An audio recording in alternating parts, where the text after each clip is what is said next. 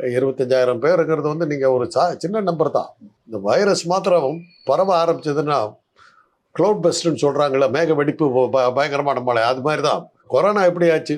சைனாவில் இருக்கிற ஒரு மாநிலத்தில் அது வந்தது. ஒரு 2 மாதத்தில் உலகம் பூரா பரவிடுச்சு. அது மாதிரி தான் வைரஸ் பரவும், அவ்வளோ வேகத்தில் பரவும். அதாவது இந்த 25,000 பேருங்கிறது வந்து அலட்சியமாக எடுக்காம, அன்னைக்கு 80ஆம் வருஷத்தில் வந்தபோது என்னென்ன தடுப்பு நடவடிக்கைகள்லாம் எடுத்தோமோ அந்த நடவடிக்கைகள்லாம் திருப்பி இன்னைக்கு இருக்கிற சூழ்நிலைக்கு அது பயன்படுமாங்கிறத பார்த்து புதுதாக வேற ஏதாவது தடுப்பு முறைகள், விவரங்கள் தெரிவிக்கிறது, தற்காப்பு முறைகள், இதெல்லாம் வந்து நம்ம இதெல்லாம் பண்ண வேண்டி இருக்குமா அப்படிங்கிறத பார்க்கணும்.